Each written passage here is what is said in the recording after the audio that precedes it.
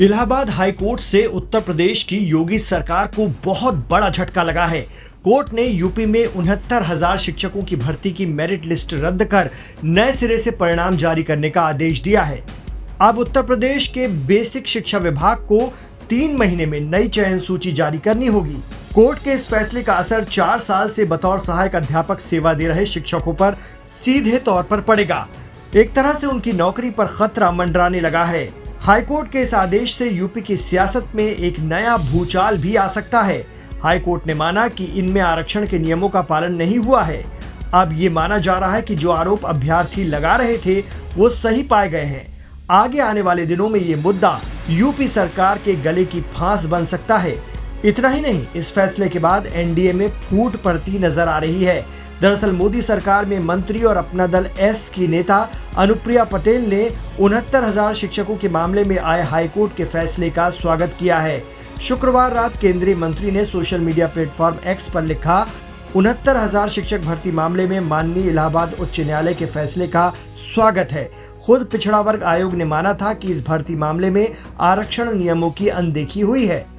केंद्र में बीजेपी की सहयोगी और अपना दल एस की नेता के रुख से ये तो साफ है कि इस मामले को लेकर अब सभी अपनी सियासी बिसात जरूर बिछाएंगे। आगे आने वाले दिनों में इस मुद्दे पर जम के राजनीति भी होने जा रही है। वहीं यूपी की योगी सरकार के लिए हालात असहज जरूर हो सकते हैं। इस मुद्दे पर अनुप्रिया पटेल का ताजा रुख बता रहा है कि एनडीए में बीजेपी के सहयोगी दल कई मसलों पर खुलकर अब अपने इख्तलाफात और नजरिया रखने लगे हैं।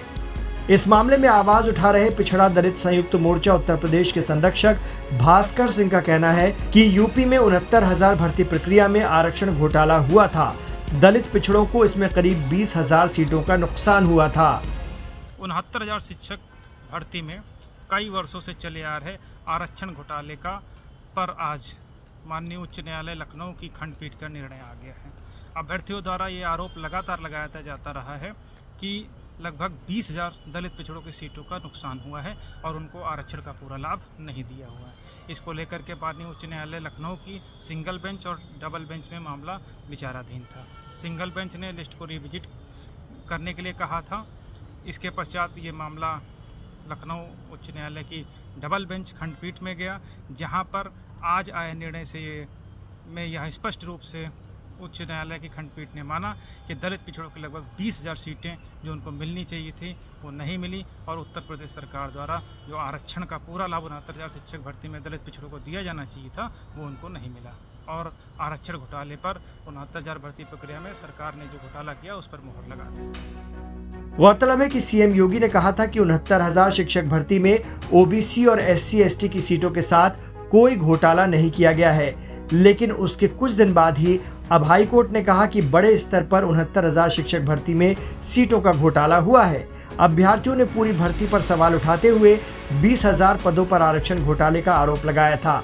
न्यायमूर्ति AR मसूदी और न्यायमूर्ति बृजराज सिंह की खंडपीठ ने महेंद्र पाल और अन्य समेत 90 विशेष अपीलों पर एक साथ सुनवाई करते हुए ये आदेश पारित किया है। सामान्य सीट पर अगर आरक्षित वर्ग का मेरिटोरियस कैंडिडेट सामान्य वर्ग के बराबर अंक पाता है तो उसे सामान्य वर्ग में रखा जाएगा। बाकी की 27% और 21% सीटों को OBC SC से भरा जाएगा। आपको बता दें कि यूपी सरकार ने 69,000 सहायक शिक्षकों की भर्ती के लिए दिसंबर 2018 में विज्ञापन निकाला था और जनवरी 2019 में परीक्षा करा ली गई। इस भर्ती में 4,10,000 अभ्यर्थियों ने हिस्सा लिया था, जिसमें से 1,40,000 अभ्यर्थी सफल हुए थे। इसके बाद सरकार ने मेरिट लिस्ट निकाली।